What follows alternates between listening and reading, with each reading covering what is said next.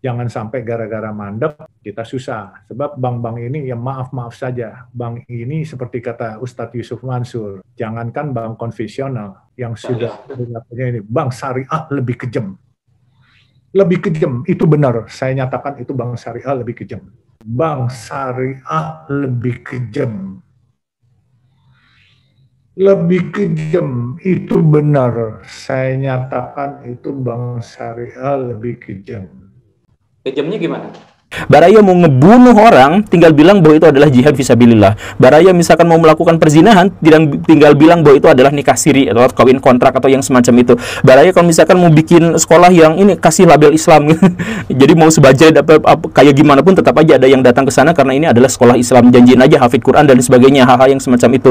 Rahayu Sagung Dumadi, Nusantara bangkit. Sahabat-sahabat pemerhati channel Warta Kabar Baik dimanapun berada. Sebagai seorang nabi yang asli ya, nabi itu dari bahasa Ibrani, nevi ya, yang artinya adalah pemberi peringatan, penunjuk arah. Nah, sebagai seorang nabi yang asli ya, pada video kali ini saya hanya ingin mengingatkan kembali teman-teman, memperingatkan kembali putra putri Nusantara, hati-hati dengan segala sesuatu yang berkedok bermerek Islam. Sekali lagi ya, hati-hati dengan merek-merek yang mengatasnamakan Islam. Apapun juga, apakah itu orang jualan air minum ya, wah yo ini 500.000 habis diminum sama Habib Umar, berapa? 1 juta. Nah, ataupun atas nama Islam ya, jualan penutup kepala, jilbab, katanya ini busana muslimah. Ataupun jualan garam ya, di TikTok tuh ada orang jualan garam harganya 50.000, ratusan ribu, jadi mahal karena dikedok atau dipakai jubah Islam, jubah syariah ya. Hati-hati teman-teman ya. Beberapa bulan belakangan ini terus terbongkar kebohongan-kebohongan, kurafat-kurafat ya yang dilakukan oleh Habib-Habib palsu ya, kekasih-kekasih Allah palsu yang ngaku ada darah Rasulullah dalam diri kami. Ada darah Rasulullah dalam diri kami ya. Ternyata mereka tidak lebih daripada gerombolan mafia, penipu, pembohong putra-putri Nusantara ya. Ada kelompoknya Lutfi bin Yahya yang terang-terangan membuat kuburan-kuburan palsu, bukan 1, 2, 3, ada ratusan makam-makam palsu ya, untuk mengeruk keuntungan hanya buat cuan, duit saja. Dilakukan atas nama agama Islam. Yang terbongkar juga beberapa waktu terakhir ini Sudirman ya, seorang ustadz hafiz Quran dan kemudian membuat panti asuhan ya, yang ternyata membuat generasi homo ya, membuat generasi Sodom ya. Itu viral, videonya sudah dibahas di mana-mana ya. Semua itu dilakukan juga atas nama Islam. Bahwa Yayasan Yatim Piatu yang berlabel Islam ini melakukan praktek jual beli manusia atau human trafficking atau yang semacam itulah.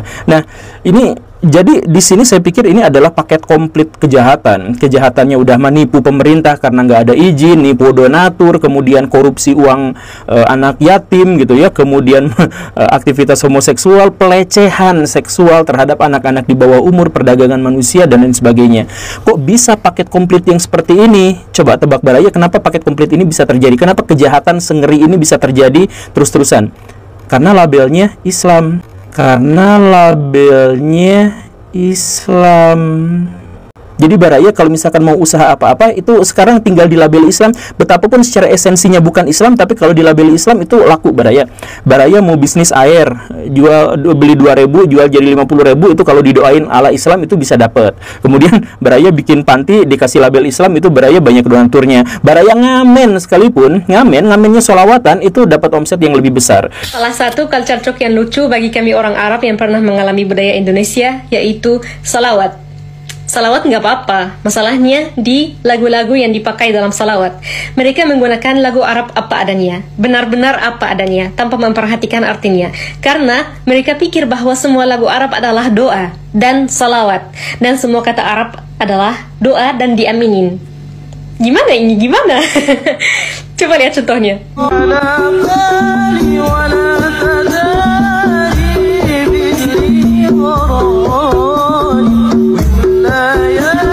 Kalau di Mesir, aslinya seperti ini.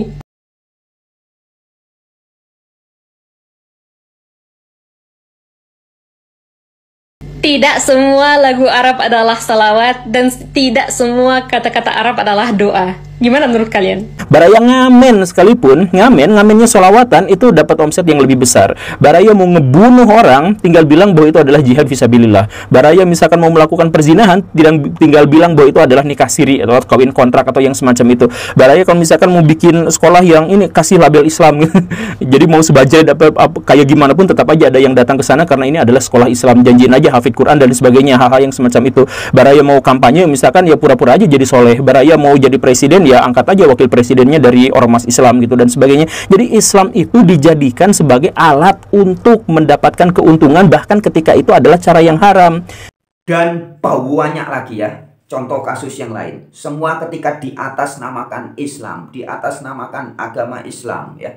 Kemudian seolah-olah menjadi bagus, menjadi enggak apa-apa ya. Padahal semua itu tidak lebih daripada kebohongan-kebohongan ya. Di video yang terdahulu juga kita sudah sering ulas. Ada agama dari tanah Arab yang juga dikasih merek Islam. Agama bermerek Islam. Yang ternyata banyak banget ajaran-ajarannya, praktek-prakteknya tidak sesuai dengan Al-Quran. Bahkan bukan hanya tidak sesuai, tapi banyak yang bertentangan dengan Al-Quran. Nah ya. Oke teman-teman. Langsung aja ya. Pada video kali ini saya hanya ingin kembali mengingatkan.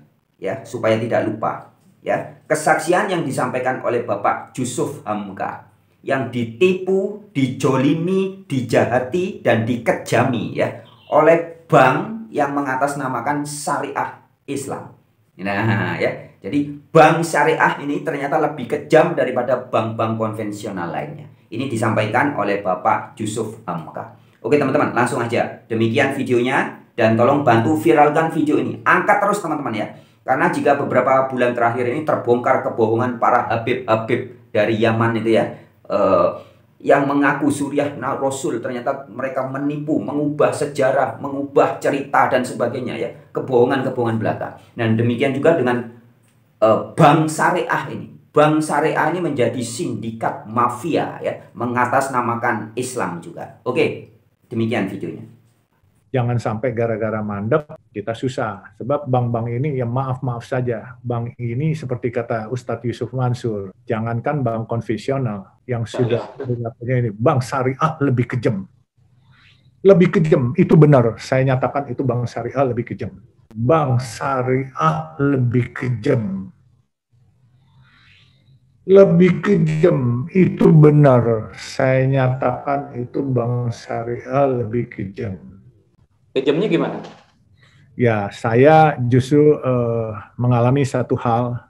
Kita utang, kita minta turun bunga nggak dikasih, kita mau lunasin juga nggak dikasih. Aneh. Aneh, lucu, tapi nyata. Ini lucu, tapi nyata. Jadi akhirnya bank konvensional, saya ceritakan, ya, itu ada kasus bulan Maret, itu bank syariah, yang saya nggak usah sebutkan namanya. Dan Maret tahun ini? Tahun ini. Dan sekarang urusannya saya polisikan dia. Ya, karena uang yang saya masukkan 800 miliar untuk bayar utang, uangnya nggak diterima, tapi begitu ini saya nggak boleh ngelunasin, terus setiap bulan bunga saya diambil dari sana. Terus kemudian ambil agency fee, sangat tidak fair. Saya buat laporan polisi dan ini proses berlanjut. Uangnya akhirnya saya bilang kalau begitu pulangin dong, uang saya kan ada bunganya, ada argonya. Dia pulangin ternyata 800 miliar dia nggak pulangin semua, dia pulangin 690 miliar. 110 miliar dia tahan buat pembayaran bunga atau apalah. Saya bilang kan saya mau lunasin. Nah, ini bank syariah yang menurut saya zolim, kejam dan kemaruk. Jadi orang bilang ini lintah darat gitu. Tapi itu mungkin oknum aja kali ya Pak Yusuf? No, ini sindikasi. Bank syariah kurang lebih ada 10 sindikasi. Dan ini luar biasa. Jadi saya nggak bisa sebutkan dulu ini karena ini kasus yang kayaknya baru terungkap ini baru. Cuma Pak Yusuf nih yang berani ungkap kayaknya mungkin ini ya. Sekelas saya saja dikerjain. Bagaimana saudara-saudara kita yang di bawah ini? Dan saya akan buktikan bahwa ini zolim dan saya tadinya mau diperas 20 miliar katanya harus membayar denda ganti rugi atau apa. Saya bilang, nalarnya di mana? Lagi susah. Orang-orang dagangan sepi, ada nasabah mau bayar utang, lunas. Pak, sekarang semua pada macet di restrukturisasi, kita mau bayar lunas, tapi dikerjain. Tapi biarlah urusan polisi berjalan, dan saya pikir saya nggak akan mundur setapak pun juga. Enggak, Pak Yusuf kan bukan cuma seorang pengusaha, staf khusus Menko gitu. Nggak berdaya juga ngadepin sindikasi semacam itu, mafia gitu. Wah, itu mafia, Pak. Itu bukan sindikasi, tetapi sindikasi sindikat. Benar-benar sindikat. Sindikat berusaha memeras dengan 20 miliar, 20,4 miliar atau 20,6 miliar ganti rugi. Saya nggak rela, saya bilang. It's not a matter of money, tapi the matter of etika. Kalau orang sekelas saya aja dikerjain, bagaimana saudara-saudara kita yang percaya kepada satu bank syariah? Ini kan luar biasa. Jadi kasus bergulir secara hukum, biarkan saja. Kita lihat, dan buat saya... Dilaporin ke Polda atau ke Bareskrim, Pak? Mau tahu aja. Ntar meledak lagi kasusnya. Biar aja, ntar di darat dah kalau yang ini, di darat. Oke sahabat-sahabat, sekian dulu video kali ini. Silakan bagikan, sharekan kepada sanak, family, handai, tolan, kerabat, tetangga-tetangga Anda ya. Nusantara bangkit.